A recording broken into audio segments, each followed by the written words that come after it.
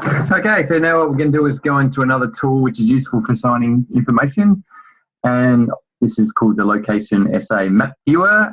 And to find it, you either just Google that, or it's location.sa.gov.au, and you click on that and you get in there, and then you put the address of the property you're looking for, which is Point Banksia Park.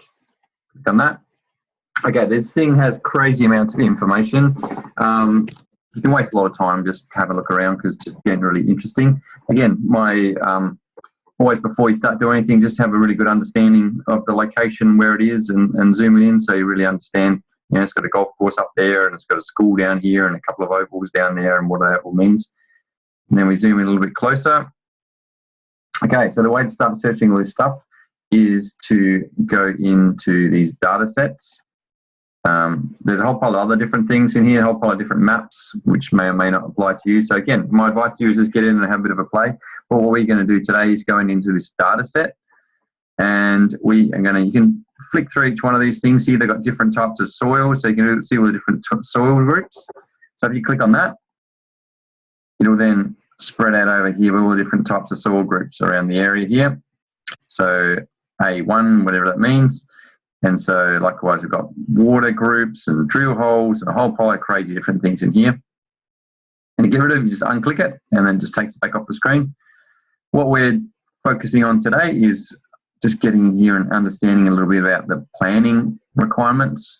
So we're going to come in here. Things that might be interesting are the wind speeds.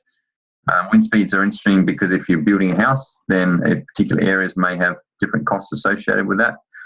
And energy efficiency zones, we've got the development plan index, we've got land divisions.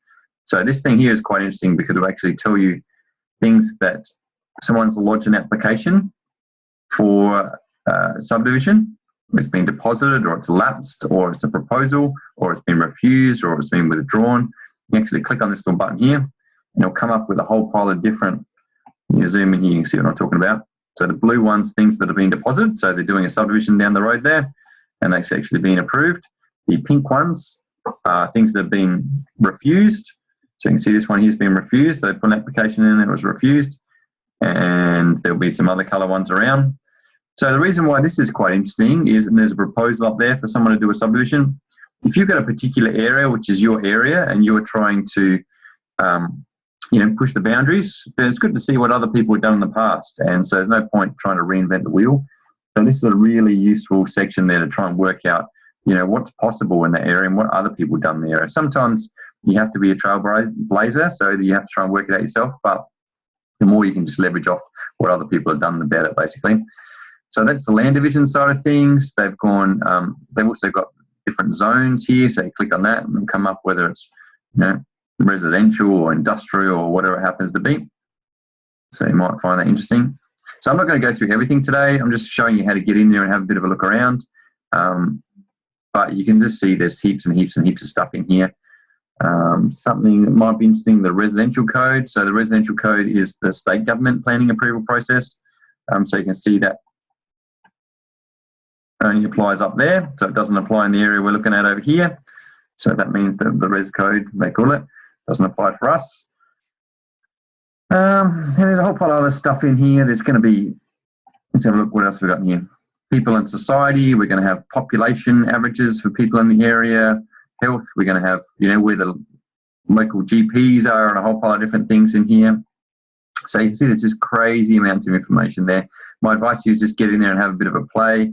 Probably the main thing I wanted to show you today was how you can get in there and see what other things have been approved in the past or been lodged for approval. And so if you're looking at doing that, you just go land management, property and planning, and then scroll down to land divisions. And that's where we clicked on that, and that's how we found that. So that was the main thing here. But again, my advice to you is get in there, have a good play around. There's huge amounts of information in here, and so I'm sure you'll find it really interesting. And like I said, if you really want to focus on one particular area and become an expert at that area, then this is a good, really way to get a good grounding of your area, is to get in here and have a good play around and have a good understanding. So hopefully that's made sense. Have a good time playing around with it, and I look forward to talking again soon. Thanks.